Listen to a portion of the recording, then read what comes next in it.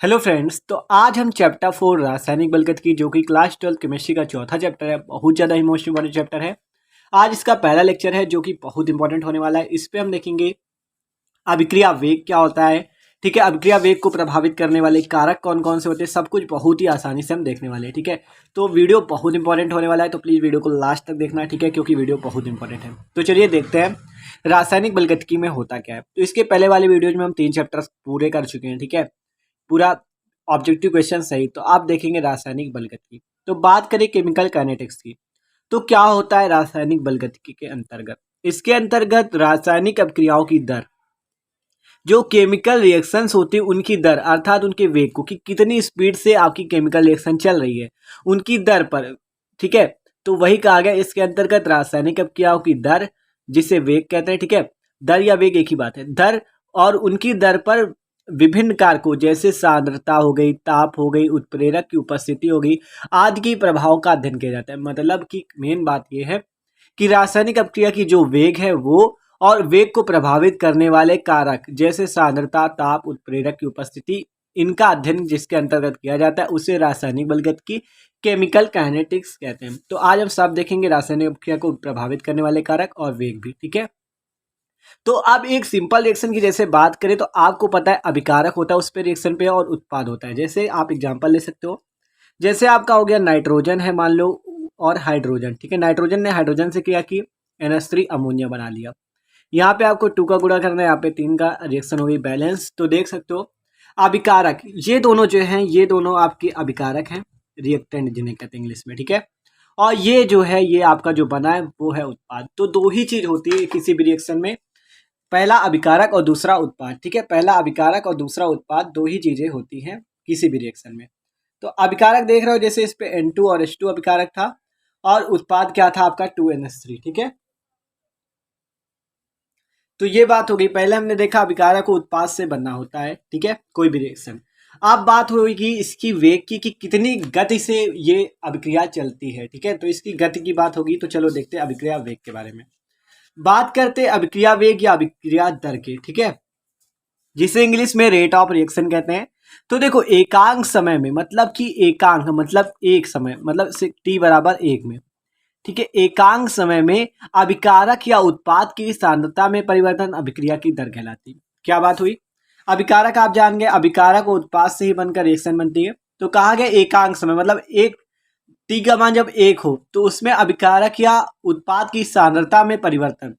क्या बात हुई, सांद्रता में परिवर्तन एकदम आसानी से भी समझेंगे। अभी आप परिभाषा पढ़ो कि सांद्रता में परिवर्तन क्या कहलाती है, अभिक्रिया की दर या अभिक्रिया का वेग कहलाती है। आप देखो इसका फॉर्मूला देखते हैं, अभिक्रिया वेग बराबर सांद्रता में परिवर्तन। देखो जो फॉर्मूला में कहा गया कि एकांक समय, जब समय को 1 कर दिया जाए तो उसकी सांद्रता में जो परिवर्तन होता है वो अभिक्रिया की दर कहलाती है।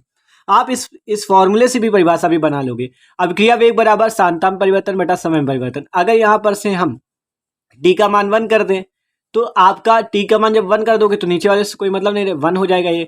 तो अभिक्रिया वेग किसके बराबर हो जाएगा, सांद्रता में परिवर्तन के, ठीक है। तो वही परिभाषा हो जाएगी कि सांद्रता में परिवर्तन को अभिक्रिया वेग कहते हैं। आप कहो चाहे अभिकारक की सांद्रता में परिवर्तन या उत्पाद की सांद्रता में परिवर्तन, तो वही है कि एकांक समय में अभिकारक या उत्पाद की सांद्रता में परिवर्तन अभिक्रिया की दर या वेग कहलाती है, ठीक है। अब बात होती है सांद्रता क्या है। देखो सांद्रता को डेल्टा सी से प्रदर्शित करते हैं। डेल्टा का मतलब आपको पता है परिवर्तन, डेल्टा सी बटा डेल्टा टी। तो डेल्टा टी मतलब समय में परिवर्तन, डेल्टा सी मतलब सांद्रता में परिवर्तन। अब सांद्रता क्या होती है, सांद्रता आपकी जैसे हो गई मोलरता मान सकते हो आप, ठीक है, जिसका मात्रक मोल पर लीटर होता है, ठीक है। मोलरता होगी आपकी, मोलरता, ये सारी सांद्रता होती है, ठीक है। तो मोलरता हम देख चुके हैं विलियम वाले चैप्टर में। तो देखो इसका अभिक्रिया वेग का फॉर्मूला क्या हो गया, सांद्रता में परिवर्तन बटा समय में परिवर्तन, delta C upon delta T. Delta C क्या है आपका, सांद्रता है, सांद्रता जैसे आपकी मोलरता होगी जिसका मात्रक मोल पर लीटर, इसीलिए इसका मात्रक भी देख सकते हो आप। अभिक्रिया वेग का मात्रक पूछ लिया जाए आपसे तो डेल्टा सी का मात्रक क्या होता है, मोल बटा लीटर, मोल बटा लीटर। और समय का क्या होता है, सेकेंड। तो वही मात्रक होगा मोल, और ये लीटर अभी नीचे है, ऊपर जाएगा तो लीटर इनवर्स, और सेकंड नीचे है तो ऊपर जाएगा सेकंड इनवर्स। तो मात्रक हो गया मोल, लीटर इनवर्स, सेकंड इनवर्स। एकदम आसानी से मात्रक भी देख लिया हमने। तो अभिक्रिया वेग का फॉर्मूला सांद्रता में परिवर्तन बटा समय में परिवर्तन। आप देखते हैं अगर अभिक्रिया वेग अभिकारक के पदों में निकालना हो तो माइनस का अभिकारक की सांद्रता में परिवर्तन बटा समय में परिवर्तन। अभी बताएंगे माइनस और प्लस का भी सिस्टम। देखो अगर उत्पाद में निकालना हो तो प्लस का उत्पाद की सांद्रता में परिवर्तन बटा समय में परिवर्तन। ठीक है। देखो इसे कैसे लिख सकते हो, आर से आपको बताया था रिएक्टेंट, ठीक है, तो माइनस का delta R upon delta T, और उत्पाद में क्या हो गया प्लस का delta P upon delta T. ठीक है, तो ये बात होगी। अब इस पे माइनस क्यों लगा, इस पे प्लस क्यों लगा, ये बात कर लेते हैं।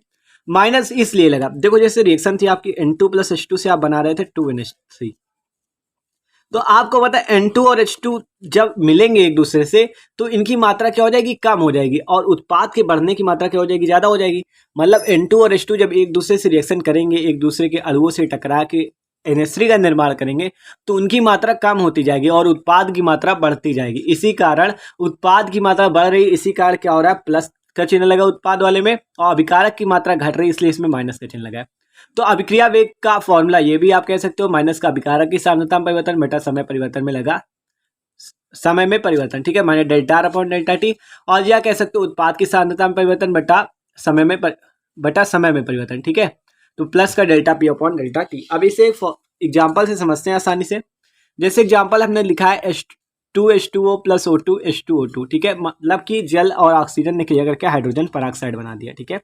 अब इनके वेग की बात करते हैं। देखो ये अभिकारक है, इसके वेग की बात करेंगे तो माइनस का H2O की सांद्रता बटा समय डेल्टा टी, ठीक है, अभिकारक की बात हुई ना।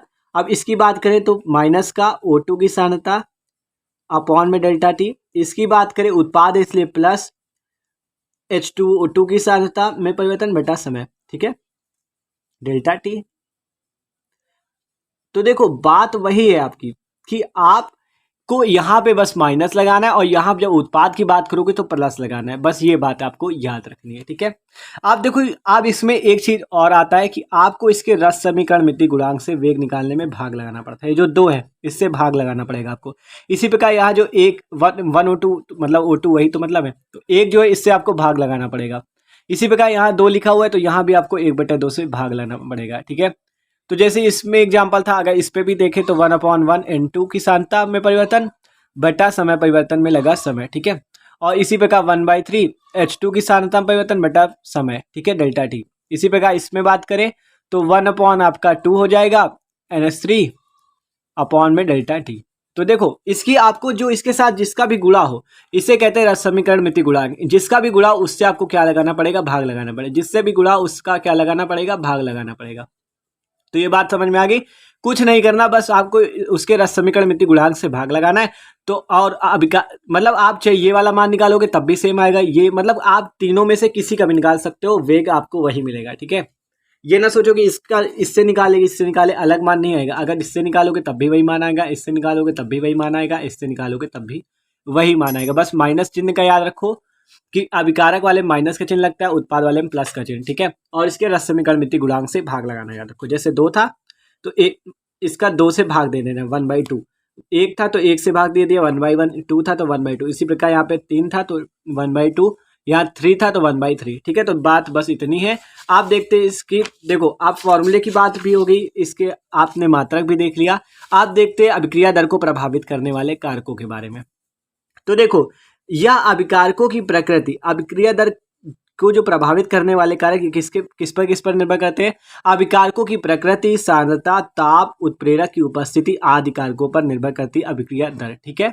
अभिक्रिया का वेग जो है अभिकारकों की प्रकृति, सांद्रता, ताप, उत्प्रेरक की उपस्थिति आदि कारकों पर निर्भर करती है। आप देखते हैं सांद्रता का प्रभाव, ठीक है, मतलब कि अभिक्रिया दर पर सांद्रता का प्रभाव। निश्चित ताप पर अभिकारकों की सांद्रता बढ़ाने पर अभिक्रिया की दर बढ़ जाती है। अगर आप अभिकारकों की सांद्रता बढ़ाओगे तो अभिक्रिया की दर बढ़ जाएगी। कैसे बढ़ जाएगी, क्योंकि आपको पता है वेग बराबर जो फॉर्मूला होता है वो delta C upon delta T होता है। तो अगर आप वेग का मान बढ़ाओगे तो सांद्रता बढ़ जाएगी, और सांद्रता का मान बढ़ाओगे तो वेग बढ़ जाएगा, क्योंकि वेग प्रोपोर्शनल किसके है, समानुपाती डेल्टा सी के। अगर डेल्टा सी बढ़ाओगे तो वेग बढ़ जाएगा ना। तो वही यही कहा गया है, निश्चित ताप पर अभिकारक की सांद्रता बढ़ाने पर अगर आप डेल्टा सी का मान बढ़ाते हो तो वेग आपका बढ़ जाएगा। तो ये बात होगी।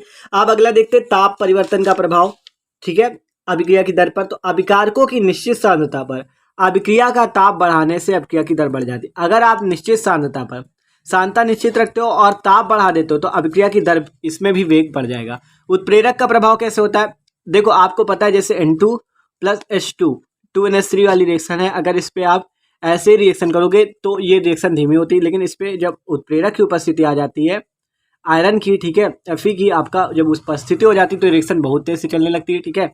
तो उत्प्रेरक की उपस्थिति में अभिक्रिया की दर क्या होती है, बढ़ जाती है। अगर आप इसमें उत्प्रेरक बैठा दोगे तो अभिक्रिया की दर आपको बहुत तेज चलने लगेगी अभिक्रिया, ठीक है, तो उसकी स्पीड बढ़ जाएगी। तो ये है आपकी अभिक्रिया दर को प्रभावित करने वाले कारक, देख सकते हो कितने आसान है, ठीक है। तो अब हमने इस वीडियो में देखा अभिक्रिया वेग तथा अभिक्रिया दर, एकदम आसान था, ठीक है। तो भाई अगर वीडियो अच्छा लगा तो प्लीज वीडियो को लाइक जरूर कर दीजिएगा। Okay, thanks for watching this video.